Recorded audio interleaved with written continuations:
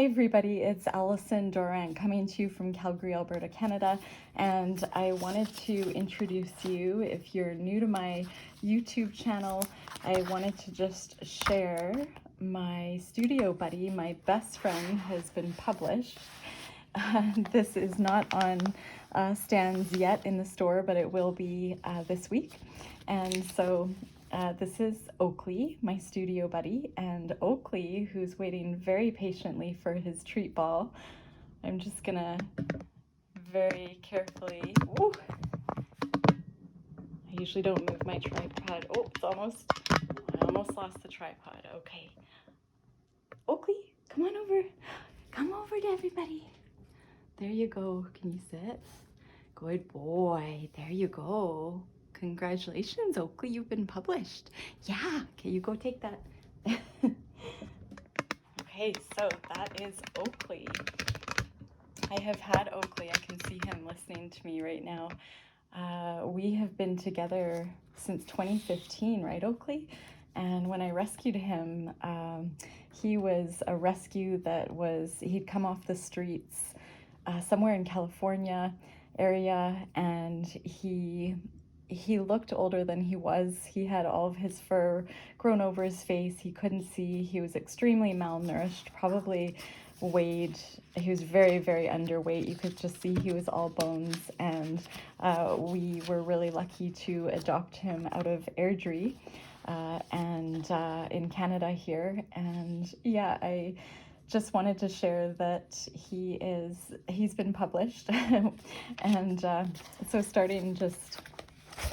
let me just go back here. So this is the magazine that's going to be on stands, and in Canada it comes out in Indigo stores, which I believe Indigo used to be called Chapters. So Indigo, and as well as some art stores, have this magazine, What Women Create. So this is spring 2025, and it's issue number 26. It has the most beautiful cover. I feel so honored that Oakley and I had our article published in here, just because it's such an honor to be in such a beautiful magazine with so many lovely creatives and artists. I thought I would just do a little flip through. I am selfish because I got this magazine yesterday. It was really cute. My son and husband, when they'd come home from work and school, my son ran in with the magazine, and he was so excited to share it with me. And I was on a Zoom call, and anyway, I was trying to contain myself on Zoom when I really just wanted to open it up and check it out. And yeah, it's just such a high quality magazine. But yeah, selfish in that I didn't even bother to flip through to any other pages. It's just, it was just all about Oakley.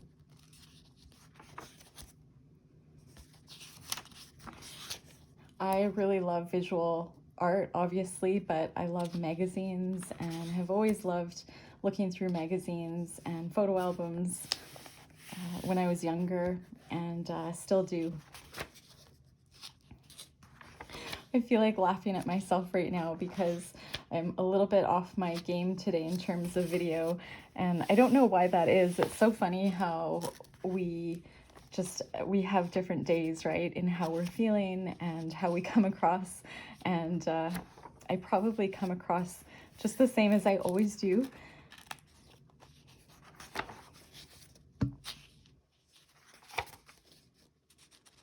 So just a little sneak peek at all the beautiful artists and creatives in this magazine.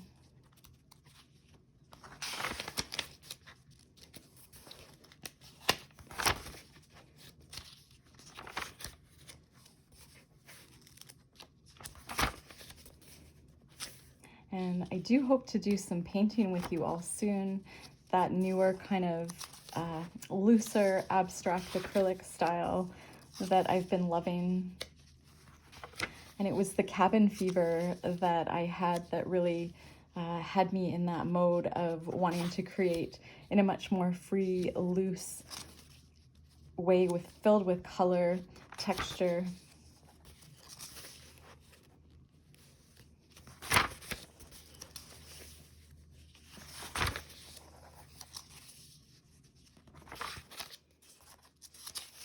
So you're probably getting so much inspiration just as I do this little flip through. Some really unique work in here. I love how there's other For Friends studio buddies in here.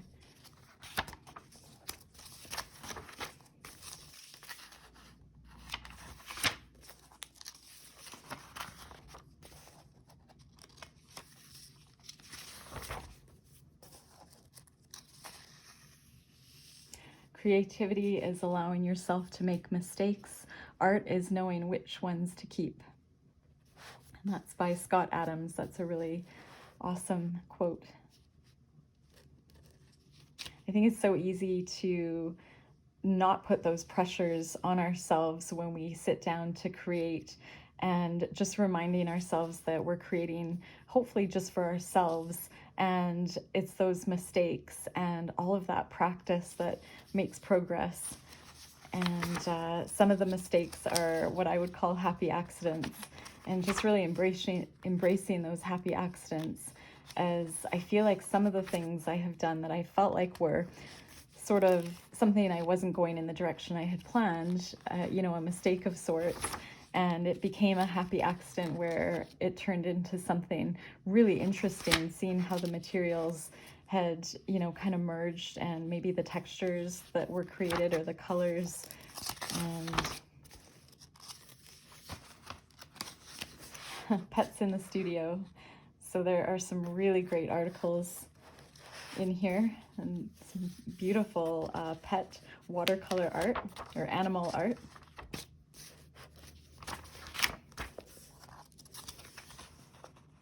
You can't use up creativity. The more you have, the more you use, the more you have.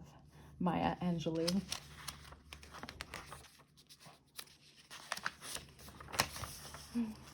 Super cute. Oh, Oakley, slow down with the dried food, Oakley. Make sure you hydrate.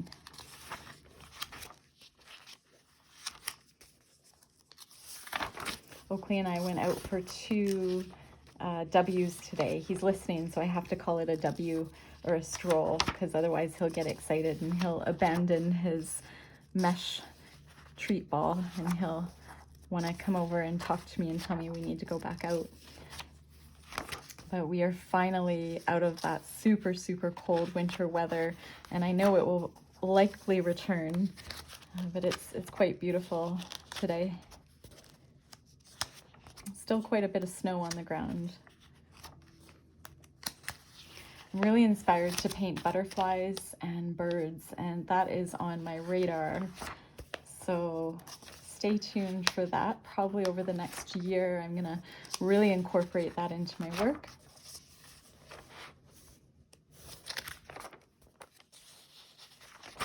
Isn't it amazing just how many,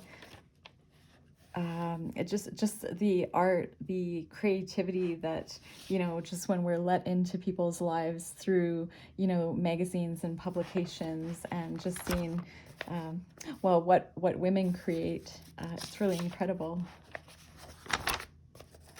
And I think a lot of artists, I know myself included, tend to be a little bit more introverted. You know, I'm home a lot, I'm not as social. I just love painting in my studio and creating, and don't get out a lot. So it's kind of neat to be brought into these studios that, you know, are probably creatives that may also have a really quiet lifestyle and would otherwise stay kind of quiet. Just the, you know, the beauty of social media, the advantages, you know, because there's so many disadvantages, but this one's pretty amazing. So yeah, there's Oakley, and he did this photo shoot with my art poetry deck, which I have here, and I have not used for a little while. I feel like I need to put it back at my bedside, as the whole reason I created this deck was for myself. And so I'm going to give it a little shuffle and pull a card and just see what insights and inspiration it's going to give me today. And this one is prioritize your mental health.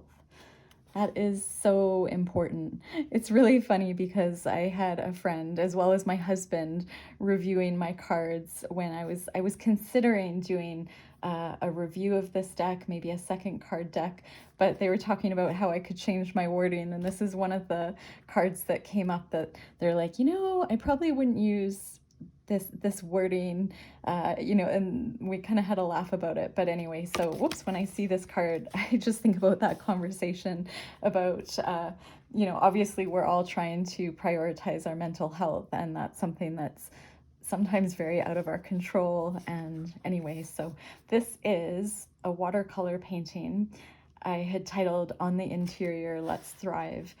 And I had painted this during lockdown in 2020 or maybe 2021. I just remember feeling like I really needed to create for myself and create in a very loose way with colors that I loved, sort of finding flow with the watercolor, letting the paint guide me, the watercolor guide me. And the title just came really easy, On the Interior, Let's Thrive, because I was thinking on the interior, my mental health, inside my head, I need to find a way to thrive through creating, through painting during such a hard time of isolation and, the world being in this pandemic. And I was also thinking on the interior of my home, I want to look at things that make me happy, things that feel like they're in my voice. And so I had painted this and put it up on the wall. And on the interior, let's thrive, inside our homes, our interior decor, even if we have super small spaces, we can still paint something that we love, even just color swatches, mark making that we love, and putting it up on a bulletin board, or, just putting it, having something as small as this reminding us of maybe a visual image that just makes us happy. So that was this card. I really liked the transparency that had come out after painting this work. I am prioritizing my mental health. I have to prioritize it every day. And usually that means by also prioritizing sleep hygiene, nutrition, and of course, like creating for myself.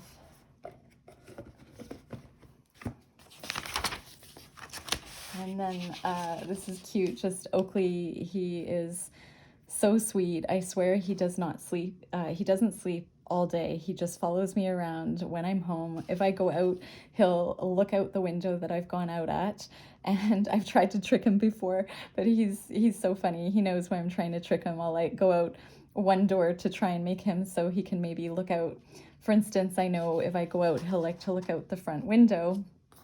And if I go out the back door, he'll just look out the back patio door, but it's not as entertaining for him. So I'll pretend to go out one door, and anyway, he's on to me.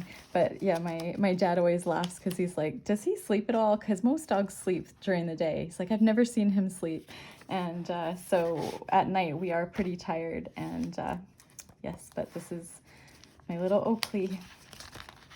And he really holds me accountable to getting out for, W's and just, cuddle time.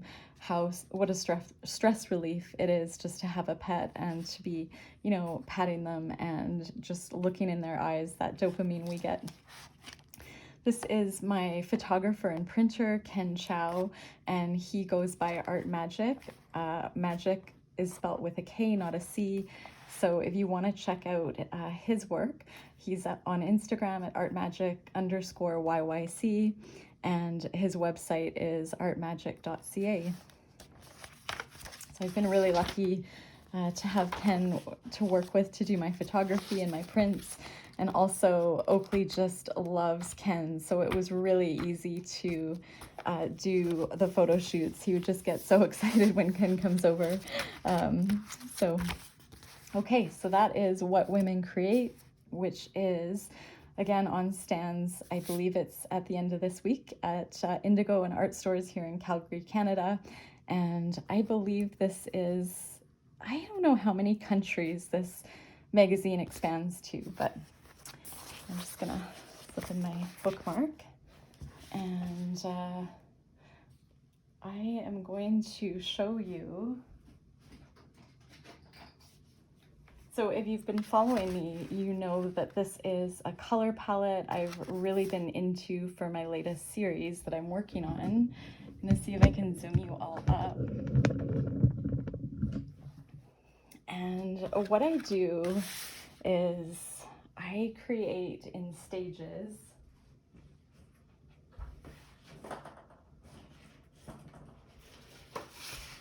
I'm just gonna show you. These are works in progress. If you've been following me, you know that I've been showing you kind of what I've been working on. And I'm gonna just, if you're new to my channel, this is the acrylic abstract style I've been really into lately, and using this color palette that I really stumbled on. I tend to be the type of creative when I sit down to paint, I just go with colors that I feel like using in the moment. I've sort of trained my mind, I guess, to just grab colors I'm feeling I gravitate towards. And I don't know how to explain it, but a few of these paints were on sale here in Calgary at Kensington Art Supply Store. And I thought, oh, I'd love to try Amsterdam. For instance, this red was on sale, this Pyrrole red. And I believe this Amsterdam Venetian rose in the heavy acrylic was on sale. It's hard to find paints on sale, like good quality paints, so I was super excited.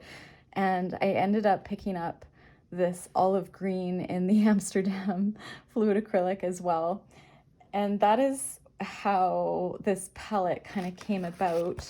I just started to do a swatch of, you know, these new art supplies, these new paints that I had, and just kind of, you know, I would say this is a fairly large palette. There's a lot going on, and I know that a lot of times they say it's easier to start if you simplify your palette, you don't get into as many colors, but that's just not how I operate. So yeah, there's quite a few beautiful colors on here, but the painting that I hope to do with you all soon will incorporate these colors. So here's one work in progress. And then with the same palette, same idea, same techniques, there's my second one.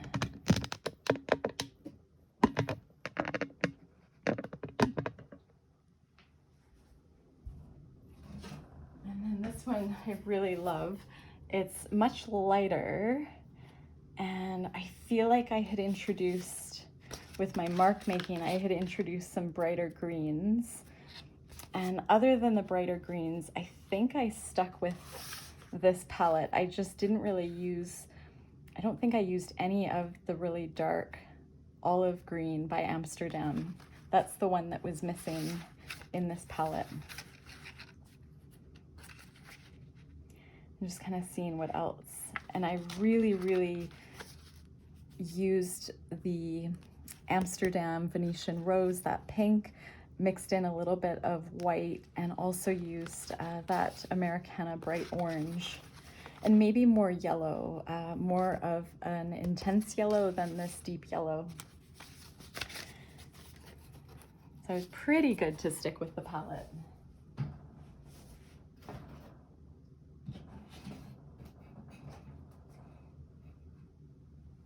And then this one, as I'd mentioned in my last video, this is a work in progress, but very much, again, you can just see those colors.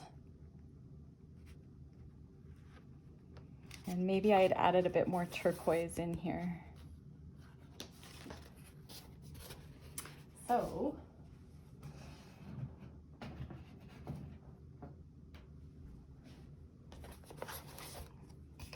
just gonna put those back up on my easel.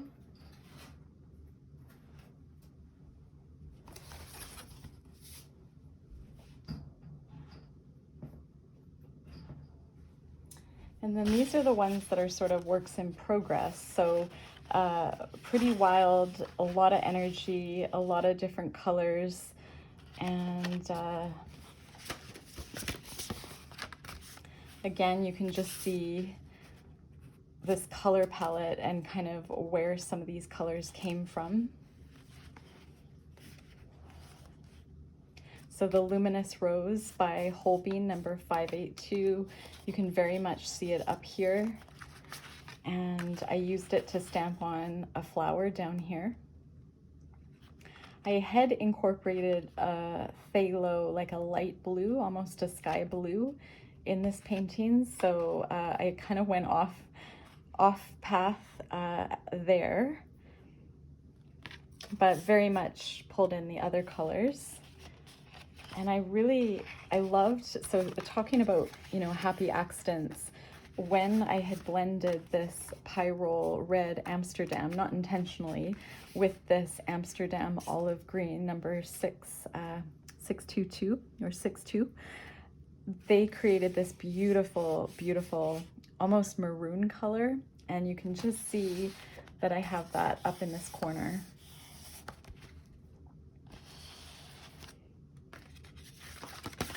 And I'm just going to show you a few of the other works in progress. So this one as well.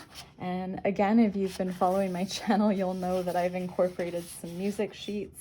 This one is very prominent, and I'm going to paint right over that and just have a little bit peek through.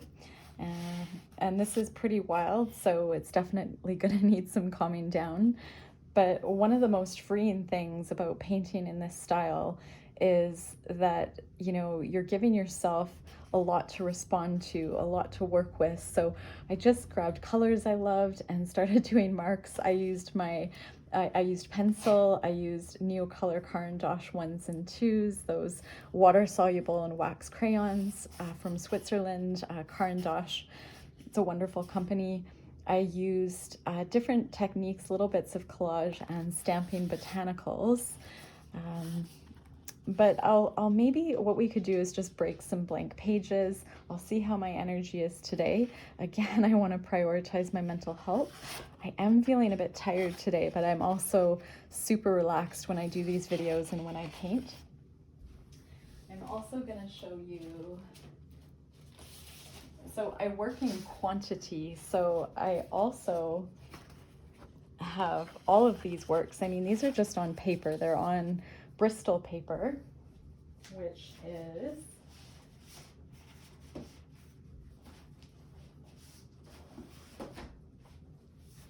I'm just going to share with you.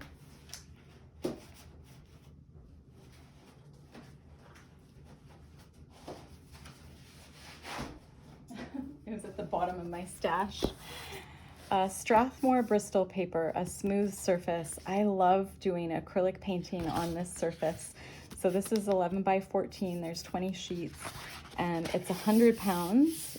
So it's not quite as heavy as the watercolor paper that I often recommend. This is a smooth, acid-free, heavyweight paper, which I just really love with acrylics. So, and then I discovered that there was this recycled Bristol paper by Canson. I really like Canson. It's a great affordable paper, and this is 11 by 14 inches, 96 pounds, and it says vellum, bright white surface. And I am gonna see how this compares to the Strathmore. It feels pretty close, so I can gonna list those for you in the description. And then I just wanted to share, so again, Bristol paper, I work on multiple paintings at a time. When I'm finished painting, I clean my brush by creating energy on a new sheet, and then that way I have something to respond to when I go back to my paintings. So these are all, again, in that same kind of color palette. Just play. If you think of this Bristol paper as like a playground to experiment, to add your favorite colors, to try out those fluid acrylics you may have sitting around, or, you know, an art supply that you maybe want to try. I'm not sure that watercolor would be good at all in this, on Bristol paper. It's very smooth. I think it would just repel. The acrylic inks are wonderful because they're highly pigmented, and they're more like of a permanent substrate, or sorry, more permanent.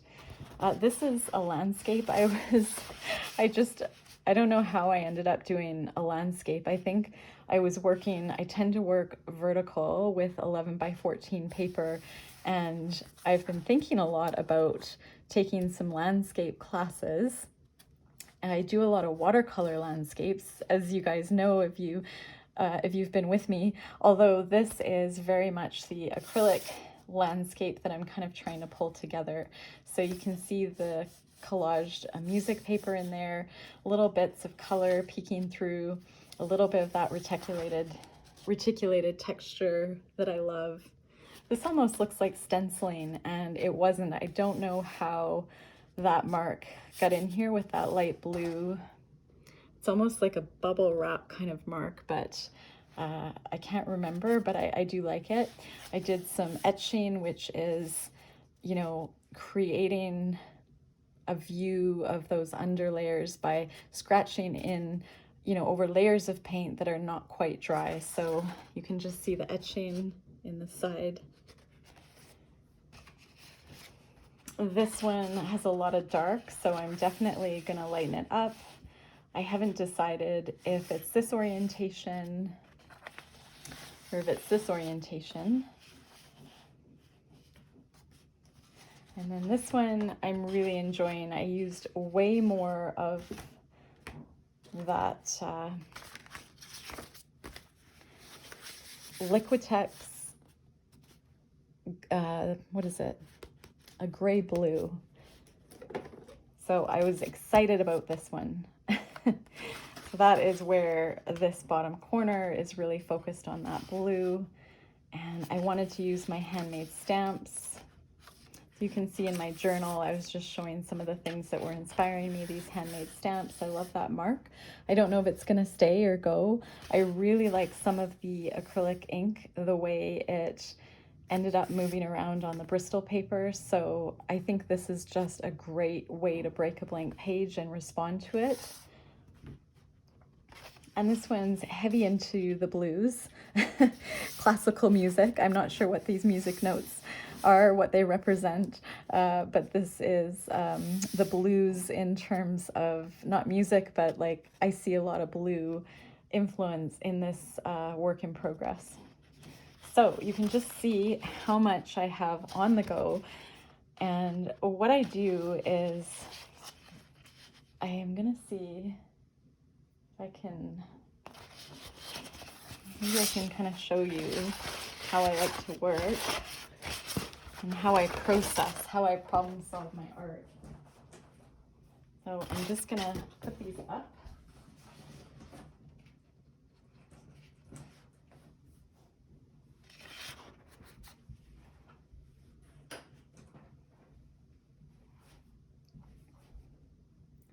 And I'm just gonna see if I can bring you up.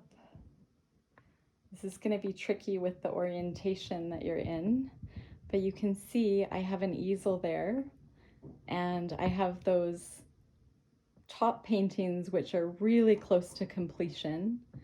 And then at the bottom, I have attached on a piece of foam core those three that I'm kind of trying to figure out. So I put those in a room where I see them every day.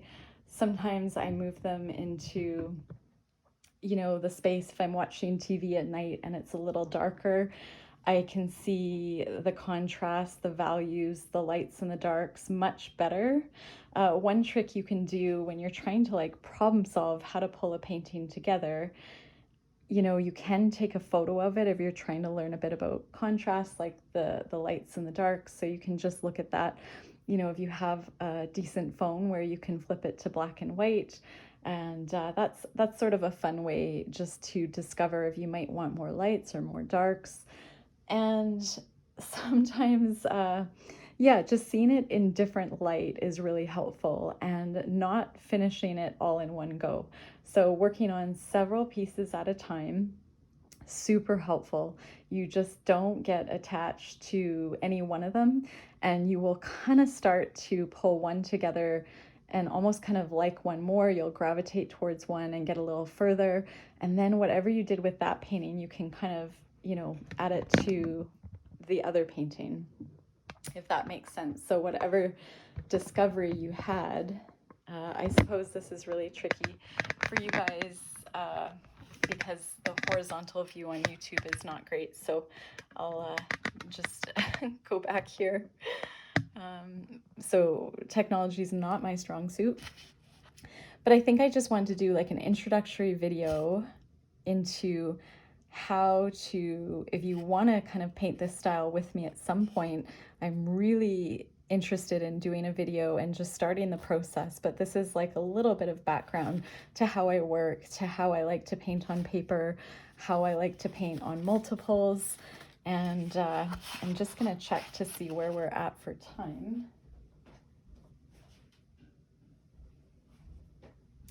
So we're pretty good for time. I think what I'll do is, you know, sometimes when I'm tired, the best thing to do is just paint. It gets me out of my head.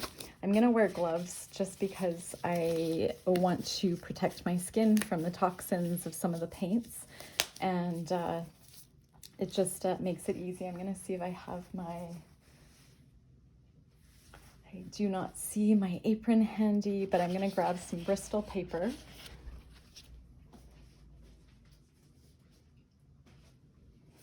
And I'm gonna grab one from the Strathmore company, which I'm super familiar with. And I'll work on 2, even though I would normally work on 4 to 6, just because of my space and being under the camera. So I'm gonna actually work on this Canson one. So I'm just gonna put a C down here for Canson. And then this one is the Strathmore. There is quite a difference in color. I have to say I really like the recycled Canson white because it's much more of a bright white. And I find with the mattes that I have purchased through Uline, or I forget, Matte Shop Canada, I got some really great mattes, some matte kits that were like bulk, where you can get the backboard, the foam core for the matte, you can get the, you know, if this is like an 11 by 14 inch piece of paper and you want to mat it to say a 16 by 20 inch standard frame, which that would be standard here in Canada, I would buy that matte kit. And it comes as well usually with, so the foam core, the matte, and also a crystal clear protective bag. So that's just a great way if you have discovered you love to work on paper, if you're selling your work and you want to display it or mail it. It's that waterproof packaging that's really great. I'm sidetracking. The matte though that I get from Matte Shop Canada, I tend to go with a brighter white, and I think it's not electric white, but it's quite bright, whereas this is more of a cream. And I do feel like when I see my work framed, especially if it has a lot of white space, I prefer the brighter white. And that's just a preference with my style, but just something to think about if you're kind of thinking along the lines of your style and what color mattes you like or might have on hand. It does impact the work visually when you're finished.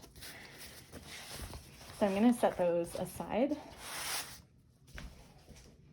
and I am going to, looks like you can all see me okay. Let's start with the acrylic inks. I'm going to use 3. Let's just see.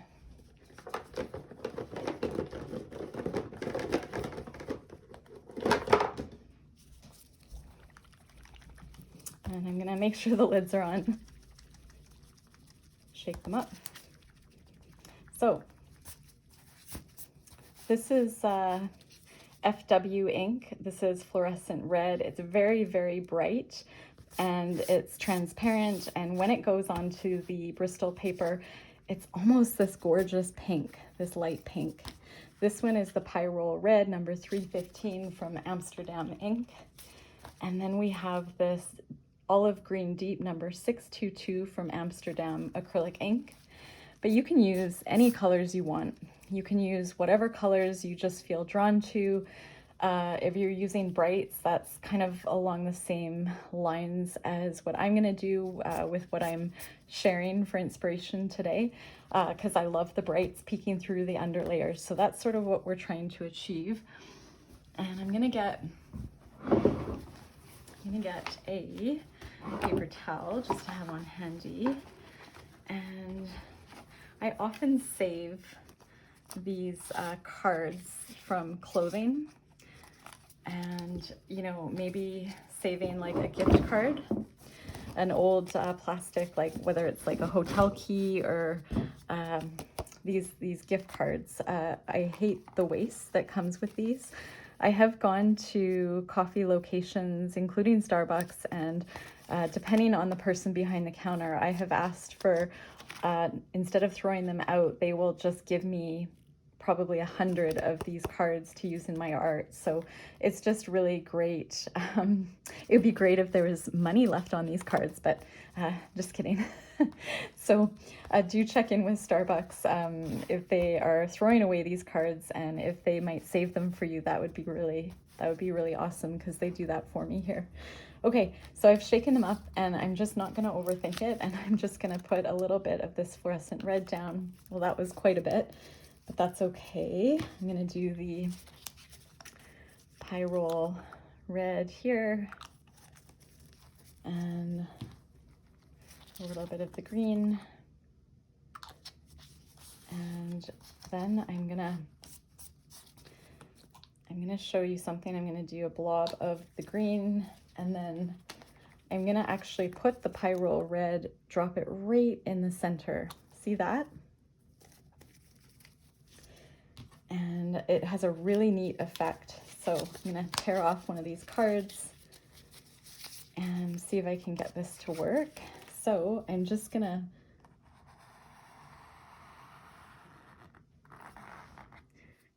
pull it down and see how beautiful that is right there. I used too much ink. I'm just gonna draw it upward, and then you can see the blending and that beautiful maroon color that I was showing you earlier in the video. So this is breaking a blank page. This is mark making. We're not going to judge it. We're just going to play and appreciate the use of acrylic inks, if that's what you're using. Right here, before this dries too much, I can see it starting to dry.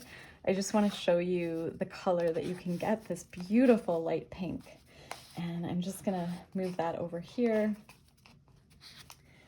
And you just want to decide when you put it down, do you like those brights? If you don't, you're going to want to cover them up. But if you're responding to them and you're kind of lit up when you're doing it and you like them, that would be a good indication to try not to paint over them. And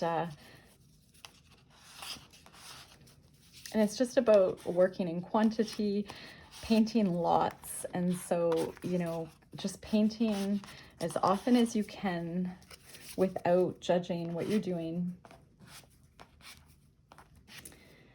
See how light that pink is? That's so pretty.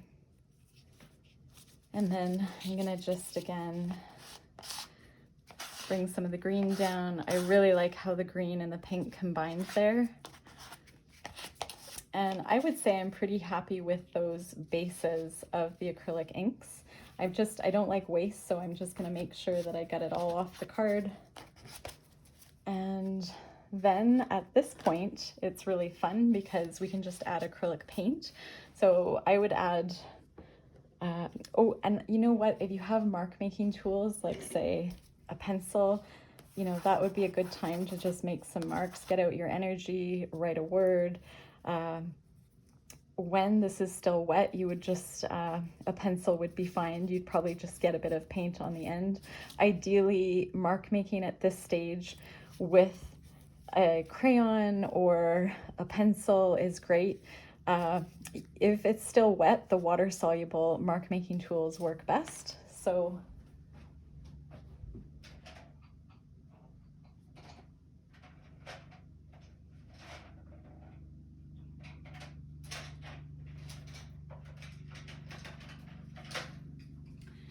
I'm just gonna grab, I mean, these are like big watercolor kind of pencil crayons. These were on sale. That was why I bought them at Kensington Art Supply. They were made in Germany and they're by a company called Faber-Castell. This is Magenta 133. It's water soluble, so I can go over top of the wet paint here, and it doesn't matter. It's not gonna wreck the tip of my pencil crayon. And I just picked colors I felt like using. I'm being careful not to do a ton of marking over areas that I might want to keep. And I'm just seeing if the color I picked, whether or not I'm enjoying it. Sometimes you can use your non-dominant hand. You know, I'm right-handed, so, you know, if you want to use your left hand and just do marks, it's all about just getting out your energy, breaking a blank page, and enjoying the process.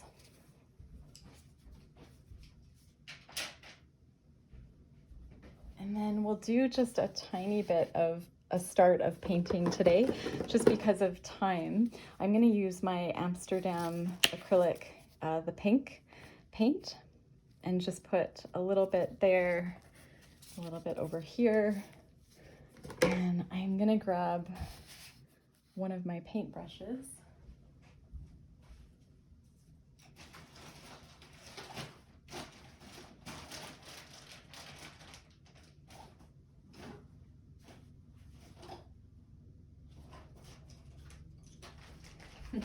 This is a mixed media paintbrush from Michaels. It's a flat brush. It is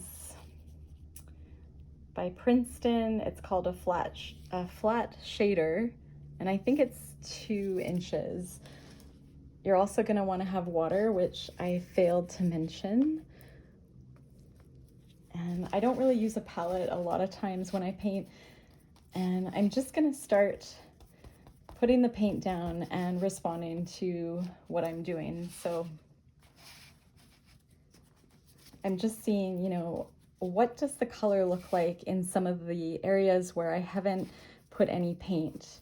And I really like how that green acrylic ink is peeking through the pink here. So just seeing those under layers. And you don't want to overthink what you're doing. You just want to do energetic brush marks.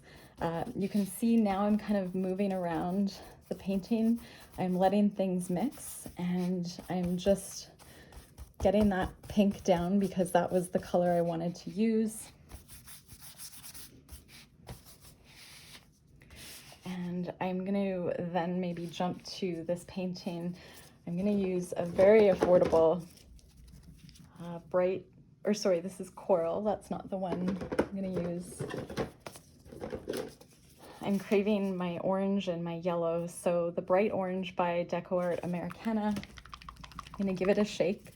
This is a slightly lower quality paint, so you might want to mix it with like a higher quality titanium white to make it a high quality consistency or paint.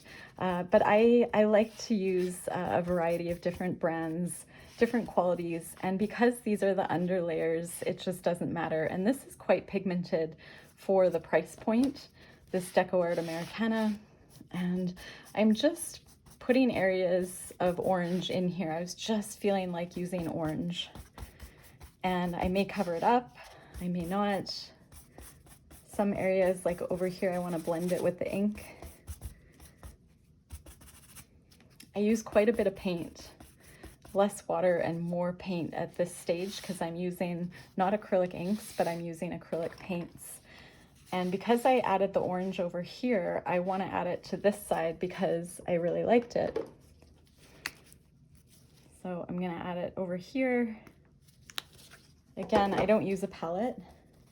And I'm going to keep some of the brush marks. I'm not going to fully brush it out. I'm just going to add energy and cover up some of the white space. And I'm not thinking about composition or what it's going to be. I'm just enjoying the process of playing with my paints. And I'm going to use this Daler Rowney Deep Yellow, which will just brighten up some areas. And deciding, I don't know if I like how that became more of a a greenish brown color over top of the maroon that was created from the two mixings of the Pyrrole red and the deep olive green acrylic inks. I do really like this area here and how I see these little marks and this light yellow peeking through. So that's an area I quite like. I may keep it, I may not. And I'm just gonna add this color to this painting over here. And my paintbrush mixed with the green acrylic ink. And it's creating some interesting marks for sure. So this is very interesting. You can see where some of it had started to dry, like a bit of a water droplet. And just cleaning that paint off my brush. And just kind of going back and forth between the paintings. At this point, it's a great idea to do some etching if you want to try etching. So seeing where I left a bit of thicker paint here, these brush marks, with energy, I just kind of want to go through and just make some marks. See what it feels like, see what the energy looks like to you, if you enjoy it or not. And you can always cover it up. There's less thick paint over here, so the etching may look a bit different. And I really like to etch with pencil, but you can etch with any water-soluble or wax crayon or, pencil crayon. You just don't want to use like paint pens until everything is fully dry. So, and I'm not using paint pens, so I don't know why I mentioned it, but I'm gonna go to, there's a lot of brights going on. I'm gonna use my green gray and just put a bunch up here in this corner, and maybe I'll do some in the other corner of this painting here.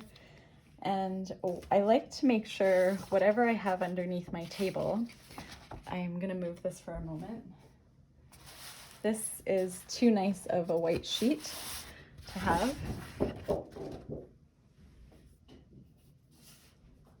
So I like to have a place where I can put a lot of paint and do the edges of the painting, just adding tons of energy and covering up, just kind of going, not really thinking about covering up or not. I'm just getting this corner painted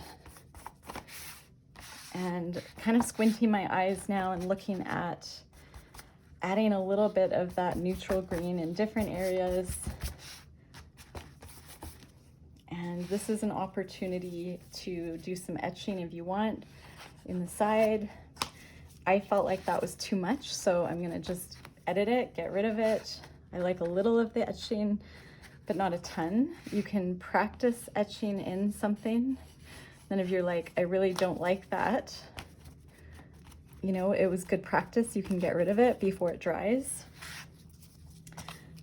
I feel like that space is really quiet now, so I might just add some kind of loose circular marks kind of coming off the page. And I can always decide if I like them or if I want to get rid of them. And then I repeated that shape down here. I'm going to go back to this other painting and then again do the sides. So think of this as just a playground of, right now I'm kind of squinting my eyes and I'm just deciding what areas am I enjoying? Am I enjoying this process? Yes. Is it calming? Yes. Is it fun? Absolutely. And just checking in with your mindset of what's going on in your mind. Moving your page around. If you feel like your brush is a bit dry, you can have a spray bottle and just gently spritz. I don't use a ton of water at this stage. I use a fairly thick consistency paint, as you can see. And I'm doing what's called dry brushing, which is just sort of going over the surface where it's already dry and there's quite a bit of acrylic paint on the end of my brush.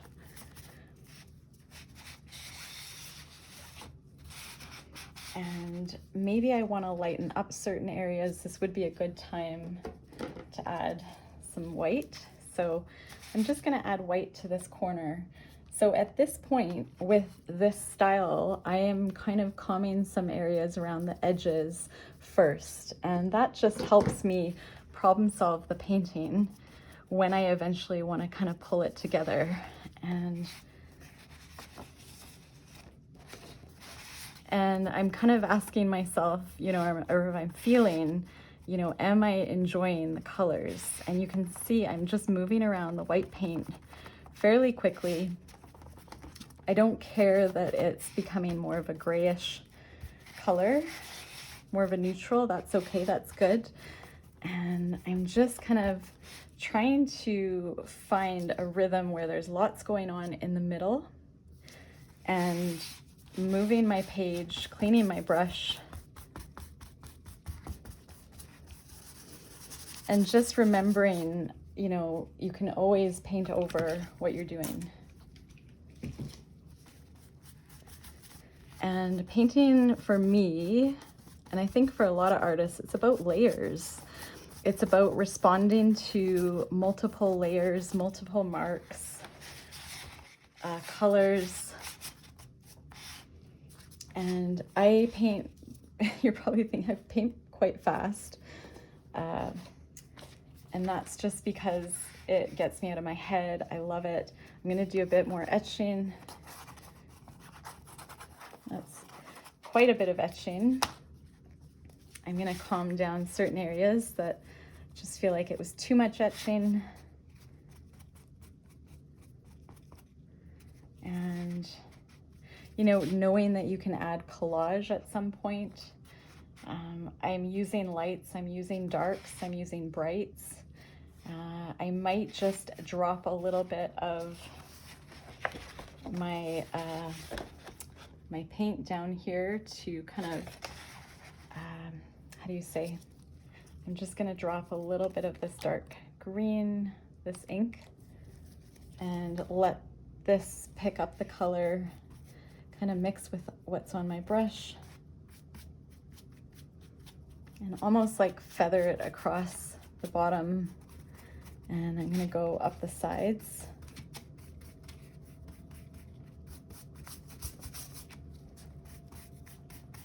And so hopefully if you're painting along with me, you're not sort of trying to keep up with, obviously, the moves, what I'm doing. It's just sort of taking it in and seeing how you could apply maybe to your own style, maybe just listening, you know, because I'm in, say, a different mindset. This is a painting style I'm comfortable with. Maybe it helps you get you out of your head when you're doing like watercolor. And I'm just turning it, and I'm just gonna add some little marks with my pencil. And so variety of shape is great, you know, and again, you can just cover it up. I don't like love all of that. I might leave a little bit. I love the red that's peeking through. So I may try and etch in with this point of one of my paint brushes and maybe see if I can scratch some of that color and get it in. I don't like it. I'm gonna spray it. The other benefit of working quickly, I'm gonna just spritz with a little bit of water and just bring that back to like a calming area. I'm going to introduce another color up there. I almost want to introduce more of that combination of the green and the red. And normally if I wasn't on camera, I mean, you might want to mix these two colors up in a container. I might just use my glove. Actually, this worked okay.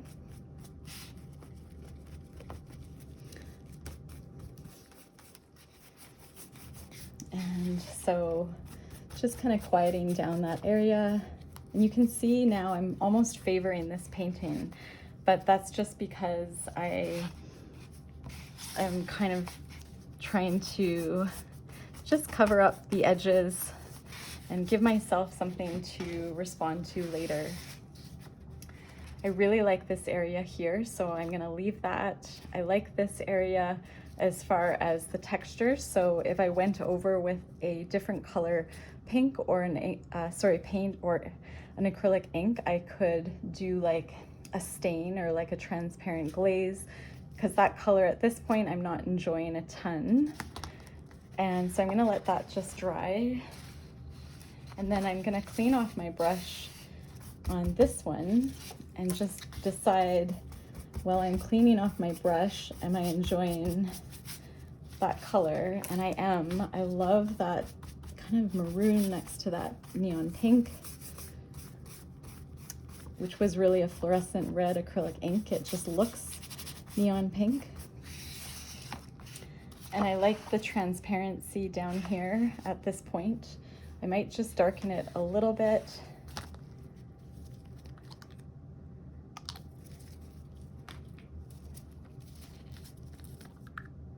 And I'm putting the red beside the green because I don't want the effect that I was showing you before. I want them to mix.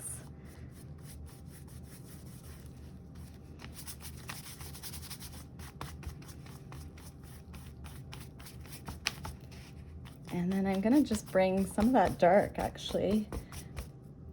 Oops, I like that. I don't want to cover that. And I'm just gonna scrub around some of the brights and just to neutralize them a bit. I might add in some blue. I have a feeling my timer will probably go off pretty soon. I'm gonna add some of this blue because I haven't used a lot of that blue. Just adding it in different areas of the painting. You can always get rid of it.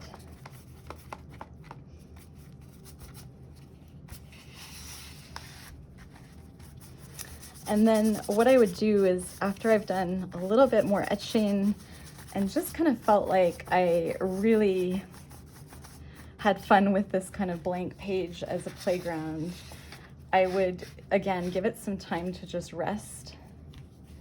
I might just mix in a little bit of a green here just to see what I get with that Liquitex gray blue. And I love that color, so I'm gonna actually take it and run with it. And I know when I look at paintings with a lot of energy, I really enjoy them. So that is why I'm kind of moving quickly. And that was a really great discovery. I'm gonna just do a little bit of etching. Too much.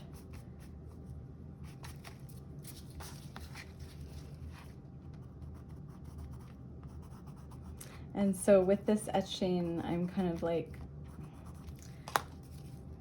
trying to find those really pretty underlayers. So sometimes when you're working fast, you just kind of have to go through the whole painting, see if you can find them. And I'm just gonna wet that because it's funny, I'm not enjoying some of the etching today. I like to have the etching towards the end most of the time.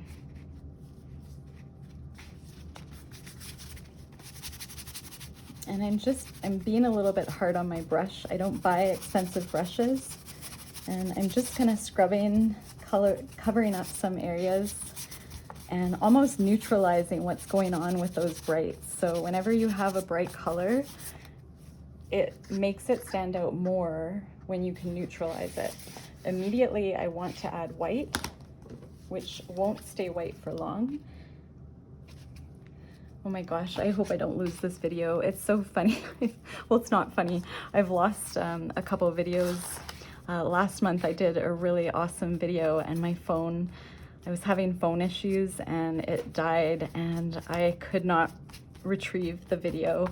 And I think that's why I took a little bit of a break, because I usually don't get so invested, but I was feeling like it was sort of not like wasted time, but I was just a bit discouraged.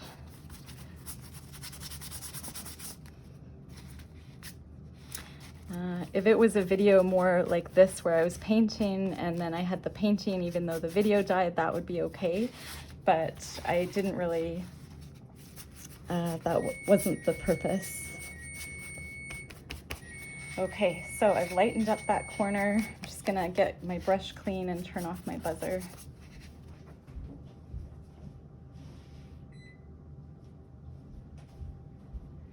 And I'm gonna have to go soon, but I feel like this was just a really great way.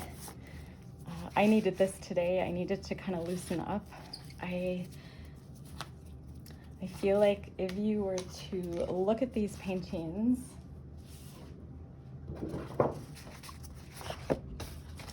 on a white background and just seeing what we've come up with, you know, it didn't take a lot of time. If you have paint sitting around, this is just a great way. You know, you don't need a palette, just get the paint onto the Bristol paper. It's fairly thick, it can hold quite a bit. I probably couldn't tell. I'm wondering if this is the Strathmore because it might not buckle as much. And this is,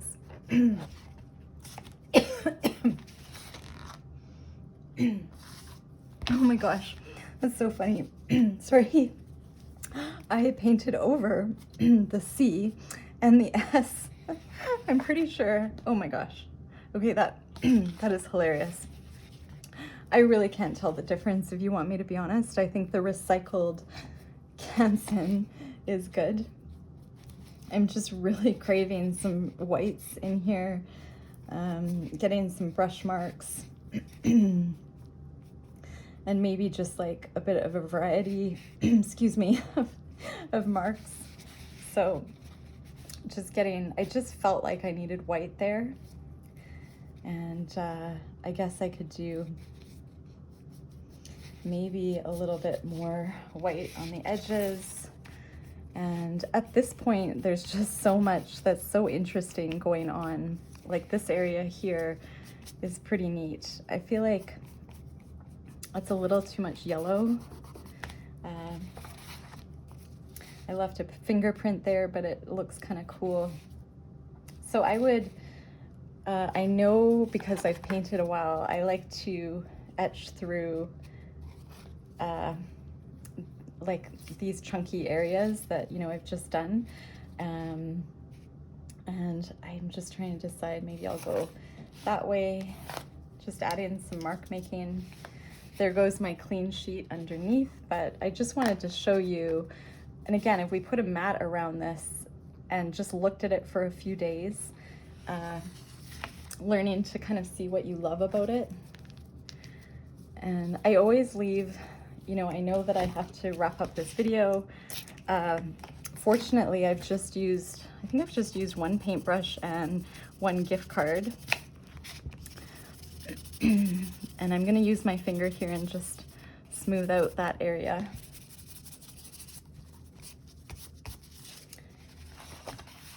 And what I'm saying is, if you put a mat around this, it would just look so good, and it's not done, and it was just play. And I'm speaking again from, you know, being the artist, and I love kind of this loose style. Oh, what I was gonna say is make sure you clean off your brush, make time to clean off your brush. So this is an opportunity to play. So I'm just gently putting energy back with this white, and I'm really enjoying what I'm doing. So when you're cleaning your brush off, often I'll break a blank page and I'll clean off my brush, but I really enjoy how that pattern is coming through underneath. And this might be the start of a neat landscape if you're looking at it this way. I love the etching that's kind of coming in through there. And I'm just gonna see if I can zoom in without losing you all.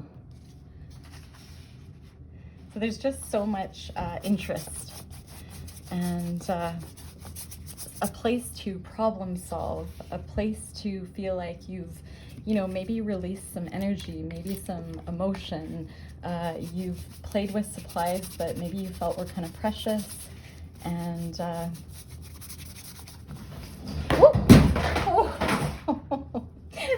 my god. Okay, nobody got hurt. There goes my paintings. We'll just make sure that they are okay. That is my cue. Okay, 2 of them were okay. Okay, that is my cue to go. So thank you for being with me. I hope you had fun.